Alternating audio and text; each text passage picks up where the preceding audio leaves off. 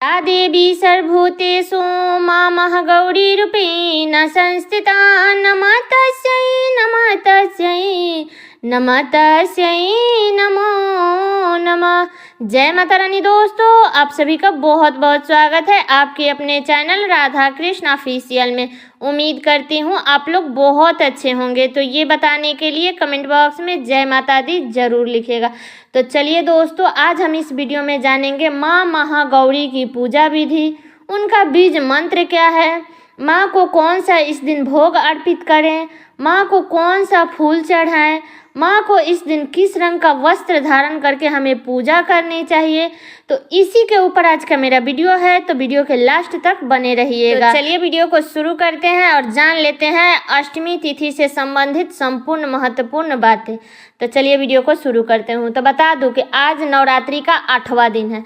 आज माँ महागौरी की पूजा की जाती है। अब तो नवरात्रि खत्म होने वाला है, ऐसे में जिनके यहाँ आज कन्या पूजन होना है वो कर सकते हैं। कन्या पूजन दोनों दिन किया जाता है। बहुत से जगह पर अष्टमी के दिन भी किया जाता है और बहुत से जगह पर नवमी के दिन किया जाता है। तो आप लोग दोनों दिन में से किसी भी दिन कर सकते हैं। तो बता दूं कि नवरात्रि के 8वें दिन माँ दुर्गा के 8वें स्वरूप माँ महागौरी की पूजा की जाती है।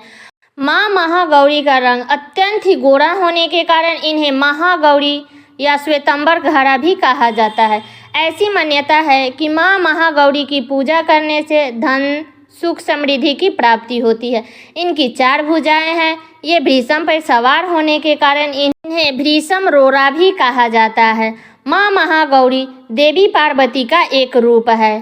पार्वती जी ने भगवान शिव की कठिन तपस्या करने के बाद उन्हें अपने पति के रूप में प्राप्त किया था। माँ महागौरी की 4 भुजाएं हैं। देवी के दाहिने हाथ के ऊपरे वाले भुजा में अभय मुद्रा और नीचे वाले भुजा में त्रिशूल है। बाईं ओर के ऊपर वाली भुजा में डमरू और नीचे वाली भुजा में बड़ मुद्रा है।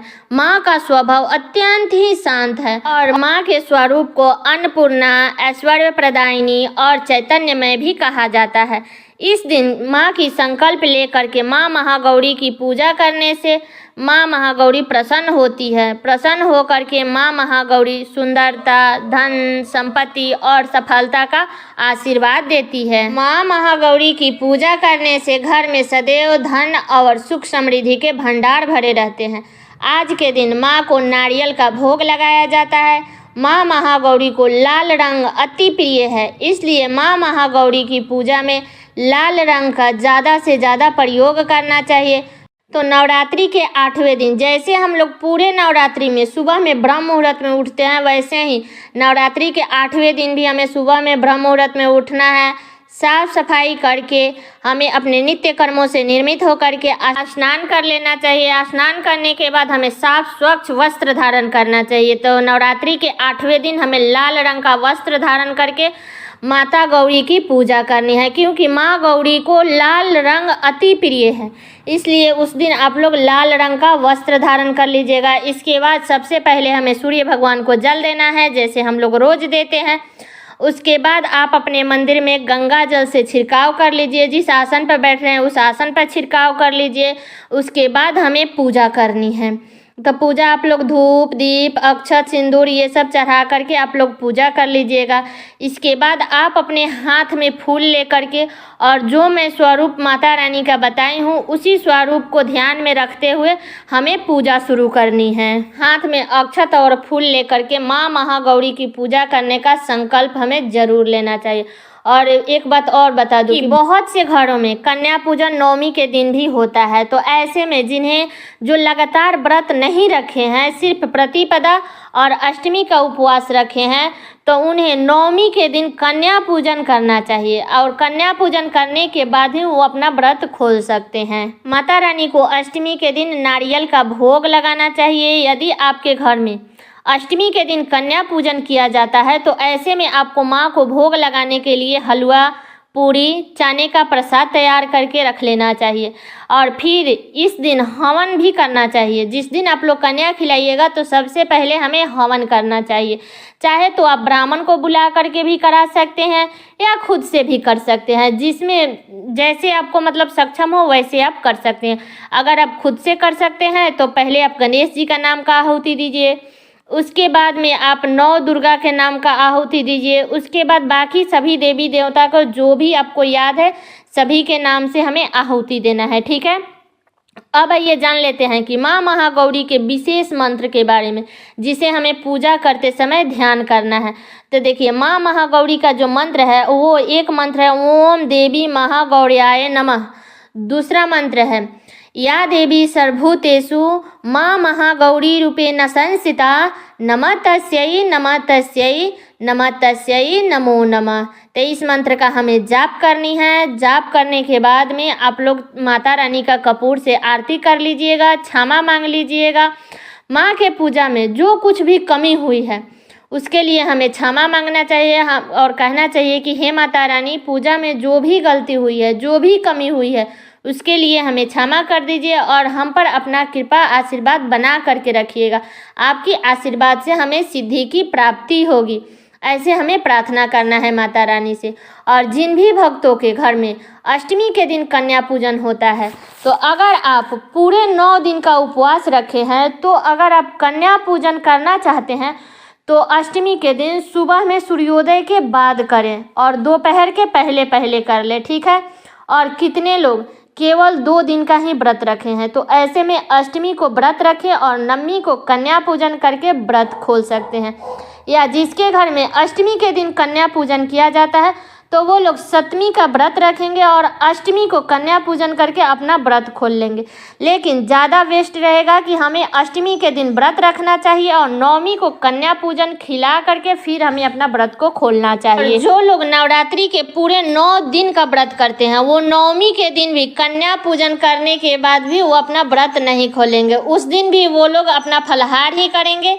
दशमी के दिन पूजा पाठ माता रानी का करके इसके बाद उस दिन आप अपने हाथ से कुछ दान कर लीजिएगा। घर में जो बड़े हैं उनका आशीर्वाद ले लीजिएगा।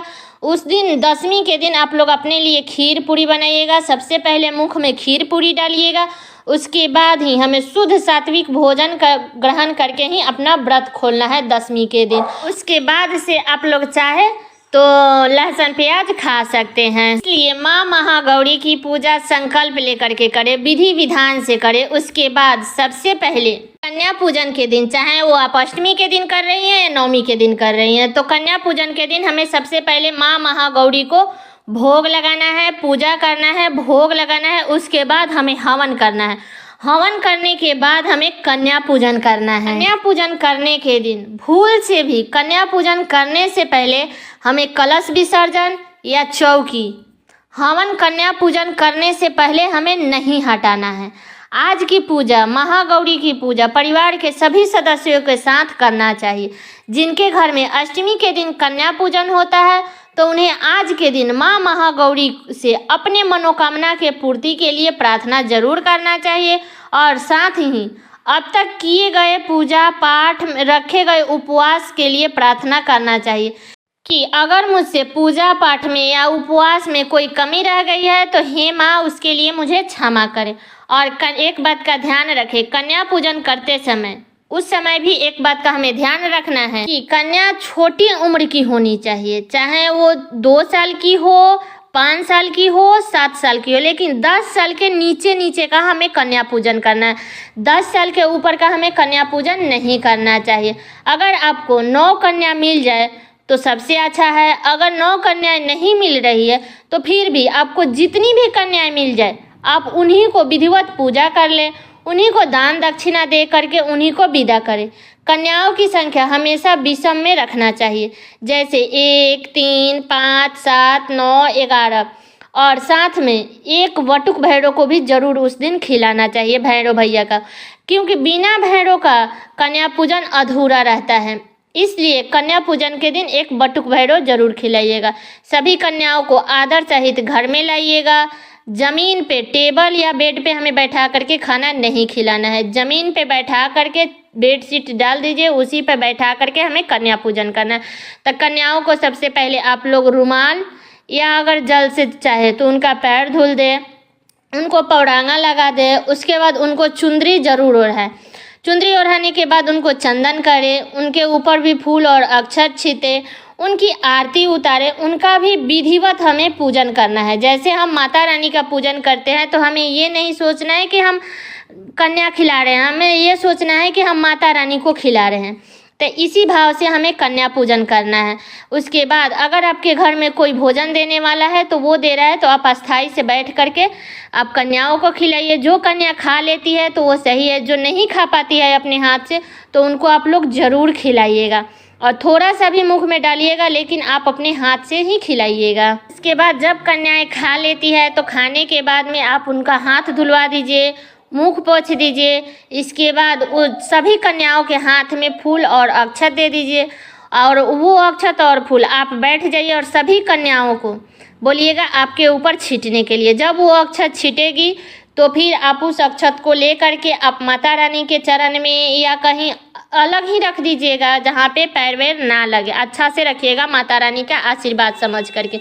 उसके बाद हमें सभी माताओं का आशीर्वाद लेना है। जितनी भी कन्या खिलाई है सबका पैर छू छू के हमें आशीर्वाद लेना है और अपने सामर्थ्य के अनुसार सभी कन्याओं को दक्षिणा दीजिएगा और उनको जाते समय आप फल ज़रूर दीजिएगा। चाहे तो आप सिर्फ केला भी दे सकती है या आप चाहे तो सेव, केला, पैसा ये सब धके उनके चुंदरी में, क्योंकि हमें खाली हाथ उन्हें नहीं भेजना है।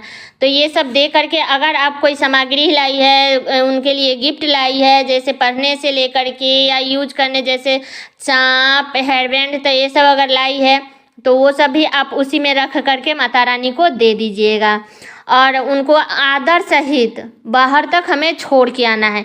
ये नहीं कि हम घर में ही छोड़ दिए, नहीं, बाहर तक आप आदर सहित छोड़ के आइएगा। जब आप कन्या पूजन कर लेते हैं उसके बाद हमें माता रानी से क्षमा मांगना चाहिए। कन्या पूजन में कोई गलती हो गई हो तो उसके लिए क्षमा मांगे और जो भी पूजा पाठ में कमी हुई है उसके लिए भी हमें क्षमा मांगना चाहिए। तो माता रानी से क्षमा मांग लेना चाहिए। और बता दूं कि दुर्गा सप्तशती का पाठ तो अब समाप्त कर ली होंगी आप लोगों ने। तो उसके बाद हमें मूर्ति रहस्य, कुंजिका स्रोत और क्षमा याचना इस दिन पढ़ा जाता है। उसके बाद हमारा पाठ समाप्त हो जाता है। तो उम्मीद करती हूँ कि आप लोगों को अष्टमी से संबंधित संपूर्ण जानकारी मिल गई होगी। तो ये वीडियो मेरा यहीं तक का था। कैसा लगा ये वीडियो आप लोग कमेंट करके ज़रूर बताइएगा। चैनल पे नए आए हैं सब्सक्राइब कर लीजिएगा, बेल आइकन को प्रेस कर दीजिएगा जिससे मेरे वीडियो का नए नोटिफिकेशन आप सभी के पास में सबसे पहले पहुंचे।